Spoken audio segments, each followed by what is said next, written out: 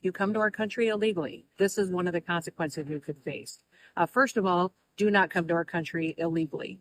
You will be removed and you will be prosecuted. But know that this facility is one of the tools in our toolkit that we will use if you commit crimes against the American people. A 28-year-old from Wales has been detained in an immigration centre in the US after she was accused of violating her visa. Becky Burke had arranged to stay with host families in North America and Canada and help with chores around the house in return for free accommodation. But her dad thinks that might be the reason that authorities believe she's broken her tourist visa rules. When Becky got to the Canadian border, her dad said the authorities denied her entry because they were worried she would try to work illegally. Becky says she spent 6 hours at the border while officials tried to determine if what she'd been doing in America counted as work. Officials decided she had violated her visa, and now she spent over a week in an immigration centre in Washington state. Becky's parents said they are in daily contact with the nearest British consulate, but claim they can't get a clear answer of what's going on. They're now warning other travellers to check their visa requirements before travelling to the US. The UK government confirmed it was supporting a British national. The US Immigration and Customs Enforcement said all aliens in violation of US immigration law may be subject to arrest, detention, and if found removable by final order, removal from the United States regardless of nationality. The US Customs and Border Protection said it could not comment on specific cases for privacy reasons.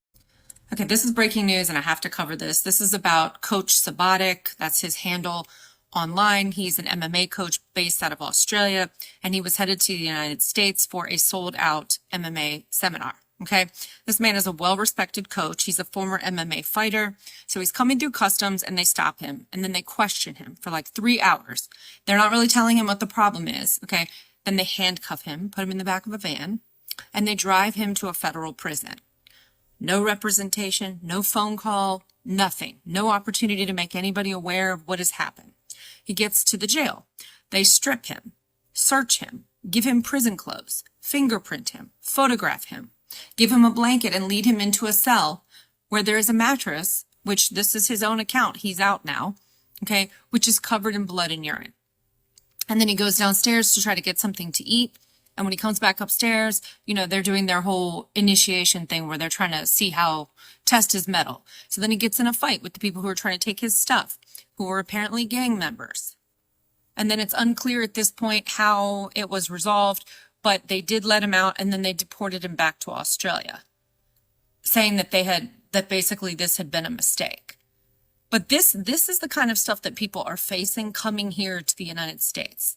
We're not even talking about people that are in the United States at this point. We're talking about people who are just being targeted because they're brown, who are trying to come through the border, through customs, with a visa, with a passport, who have every legal right to come here to take care of business and then return home. And they are being racially profiled and detained in federal prisons. Imagine if that happened to you. If I were not already in the United States, there would be no amount of money that you could pay me to come through Customs and Border Patrol because of the way, you know, I'm the wrong color for that.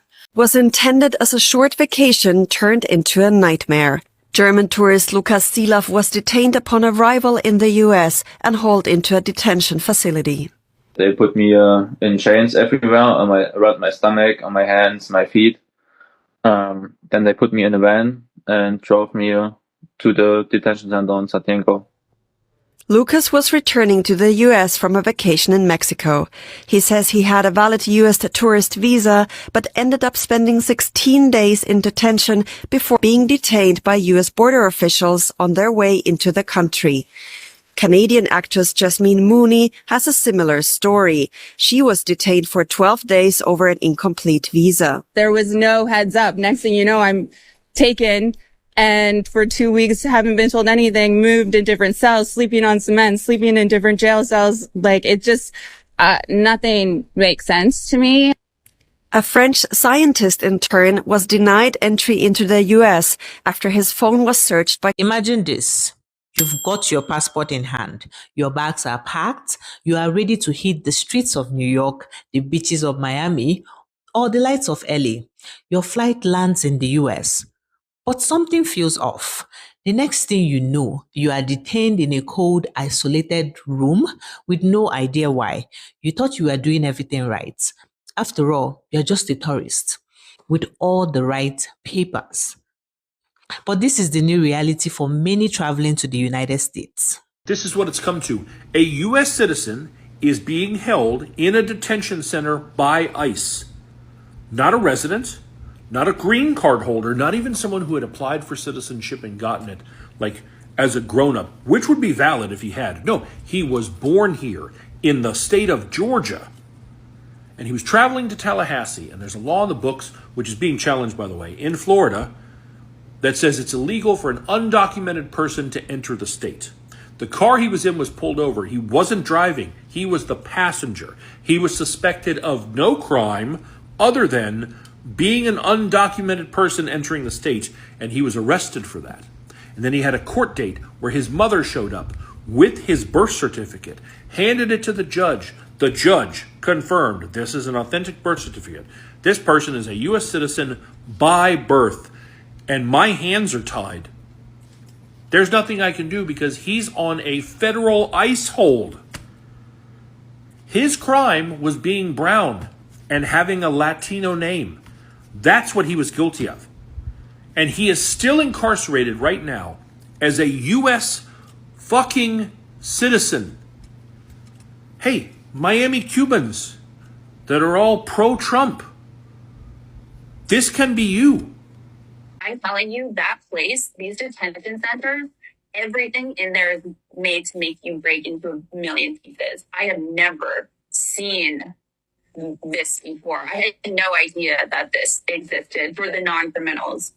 Like, they would just do the weirdest things. Like, we'd get placed into these cells that were freezing cold. I'm talking like we'd be on the ground, like huddling, shivering. I'm like, we're going to get hypothermia in here. No blankets, nothing. They would wake you up in the middle of the night. The food was not food. I wouldn't even feed it to a dog. The water was from tap water from our toilets. They'd give you one styrofoam cup and one plastic spoon to reuse after every meal. Like, the second jail I was in, we didn't get to stretch our legs and beat. And it's not even fresh air. Like, it's like this another cell with a tiny sliver of fresh air. And we didn't get to go out there until day 4. And the thing with this place is, if you go to jail, you're sentenced and you know when you're getting out. In here, you have no idea. And these women haven't seen their husbands, they haven't seen their children, they're losing their jobs. It's just, I honestly could not believe that this is happening. United States has become a dangerous country for tourists. In just the last 2 weeks, US authorities had detained at least 2 individuals, Welsh citizen Becky Burke and Fabian Schmidt, a German national who has been a US permanent resident since 2008. Burke was held in a prison-like ICE processing center, while Schmidt was violently interrogated. Commenting on her experience, Burke stated, "They keep saying in all their booklets that this is not a prison. It's hard to distinguish from my conception of a prison." Reports indicate that Schmidt was subjected to hours of intense questioning without being informed of the reason. His mother told Newsweek that 2 officers violently interrogated him, stripped him naked, forced him under a cold shower, and pressured him to give up his green card. According to the report, Schmidt was deprived of sleep, food, water, and his prescribed medication for anxiety and depression. Eventually, he collapsed and was taken to Massachusetts General Hospital, where he was diagnosed with the flu. From Canadians to Brits to even legal US residents, people are being held in ICE detention for days, sometimes even over 10 days, without any clear explanation. And some, after everything, are simply let go with no apology and no reasons given. Take the case of the Canadian lady who was detained for 12 days. Imagine that, 12 days locked away without knowing when or if you'll be released. If you are not a U.S. citizen, don't come to this country. If you are here and you're not a U.S. citizen, I don't care what kind of documentation you have, and I don't care how long you're staying, whether it's for a week or years, go. If you can go, go. And I know this is what they want, and I hate it because I love to be like, resist. But ending up in an ICE detention facility is not an act of resistance. And it does not matter if you are white passing. It does not matter how smart you are or what you're contributing, or if you're just visiting and you're a tourist. Don't. It's not safe here. We're not safe. They are detaining U.S. citizens. They are detaining tourists. There was a 28-year-old backpacker, a young woman, who is now in an ICE detention facility. It does not matter. If you're leaving and I can come with you, I would love that. Let me know how to do that. I have a master's degree and I'm a very nice person. I'll be very good to your country. But this ain't the place. Get out while you can. Immigration is now checking your phones, laptops, and tablets when you enter the country. Either they check it manually themselves or they plug it into a computer and have software do it for them. Is this an invasion of privacy? Well, your rights are limited when you're at the border because constitutionally you are not protected until you are physically within the United States. But here's what you can do before you get into this situation. Set up two-factor authentication, create a really long passport, even have a phone that's only specific for traveling instead of your regular phone. Delete apps or information that could potentially hurt your eligibility for entry into the United States. You are not required to share your passport. If you refuse, they may take away your phone from you. This most commonly occurs when someone tries to enter the country on a tourist visa, but they have proof on their phone that they're actually working in the United States, which is a violation of their visa. Be smart with your electronics before entering the United States. Green card holders are not being allowed entry into the United States and they're being deported. H-1B visa holders, same deal. People who had valid asylum claims were allowed to stay are now not being allowed into the United States. Canadian actresses are getting their TNs denied and thrown into detention. Well, as an old immigration attorney who's been practicing law since 1997 and has been practicing immigration law since 2007, I believe that unless you are a U.S. citizen, you should not leave the United States unless you can afford to be stuck outside the United States for more than 12 months. All these people are getting stuck. They're having to start over. It's a big old pain, and that's what the Trump team wants. They want you scared. They want you not coming. And unless you can afford to be stuck away from the United States, away from your job, away from your family for 6, 8, 9, 12 months, you should not leave the United States unless you're a U.S. citizen. That's right. Immigration lawyers are now warning travelers, if you are not a United States citizen, don't bother trying to visit the US right now. Not unless you are prepared for the nightmare that could unfold at the border. It's like being caught in a bureaucratic black hole.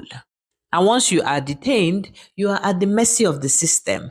No answers, no time frame, just waiting. This isn't just an inconvenience. This is a real tangible violation of travelers' rights. So no one's coming to America anymore, and we might end up losing the World Cup and the Olympics. Right? Tourism fell by 12% last month. That's the most since COVID. But then more specifically, tourism from Germany and Denmark falling by over 30%. It's down by over 25% for Spain, Norway, Ireland, and Austria. Australia and France are down by 7%. And then, on top of that, air travel from Canada, it's down over 75% from last year, in addition to a 32% reduction in car travel from Canada. With us even seeing the founder of Kayak having a lot to say about this, saying, quote, in just 2 months, Trump has destroyed the reputation of the U.S., shown one way by diminished travel from the EU to the U.S., and saying this is not only one more terrible blow to the U.S. economy, it also represents reputation damage that could take generations to repair. Additionally, another booking site found that 40% of Europeans have canceled their trips to America. And, Trump's policy of randomly detaining tourists and sending them to random prisons or deporting them immediately upon arrival, it's bringing a complete halt to tourism, according to travel companies. We're coming into the end of the first quarter. And you know what industry is already showing to take a hit? Go ahead, guess. I'm in Las Vegas, so go ahead and guess. Tourism. Canada and EU have canceled and are not booking to come here.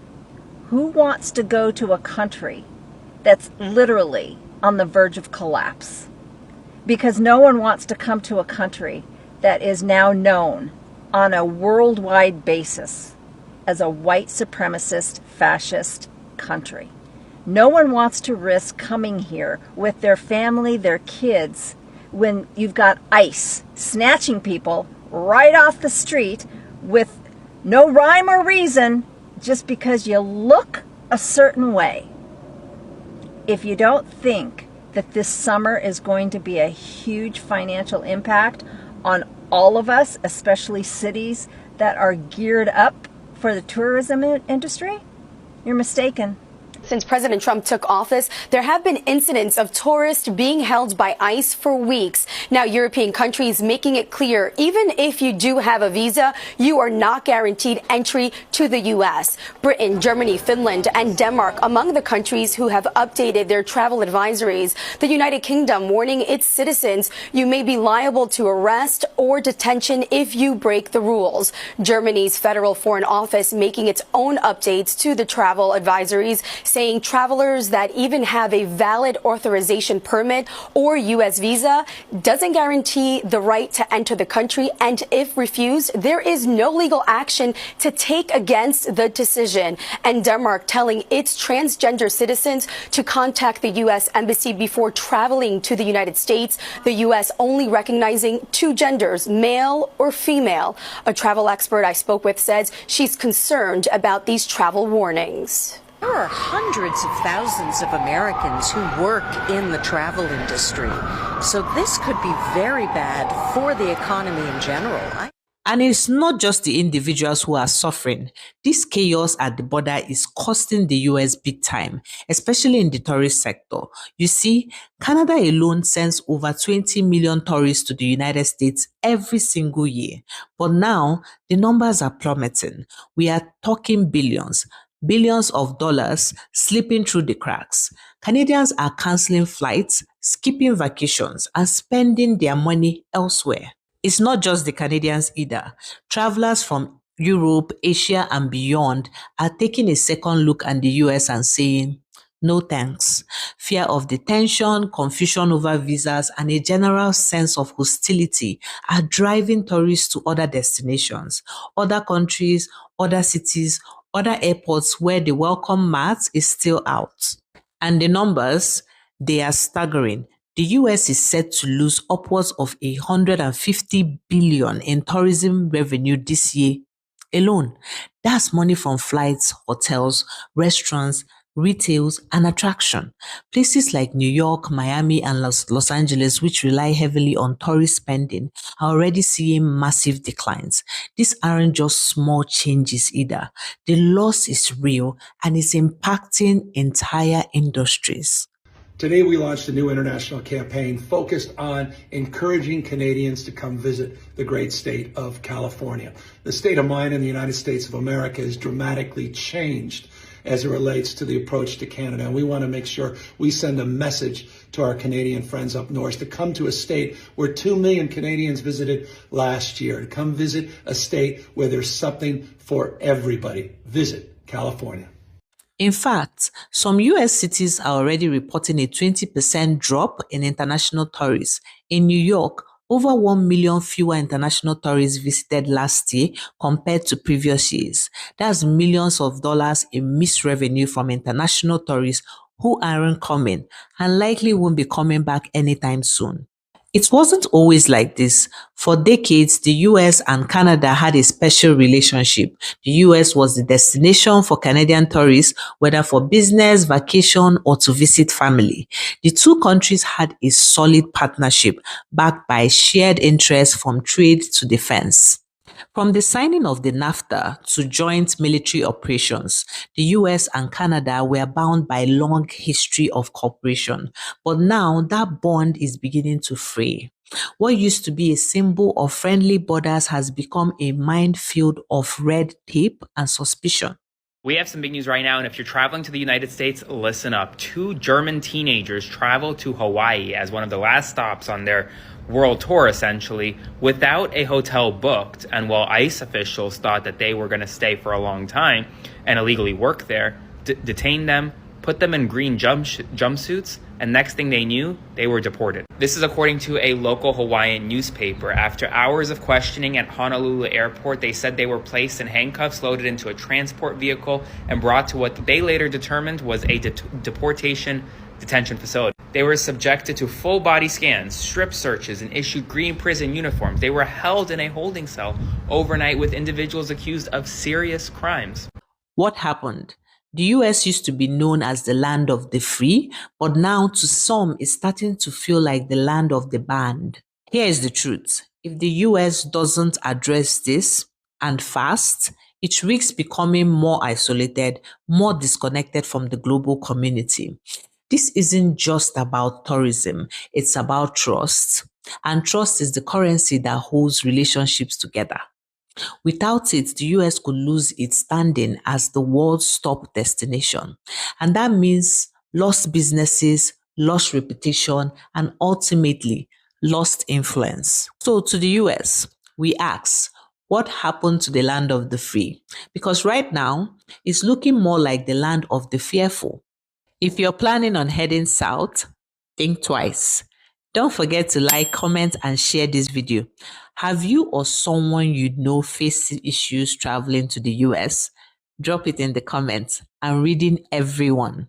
And as always, stay alert, stay informed, and maybe reconsider that trip south of the border. So YouTube thinks you like this video over here. Thank you so much for watching. See you in the next video. Au revoir.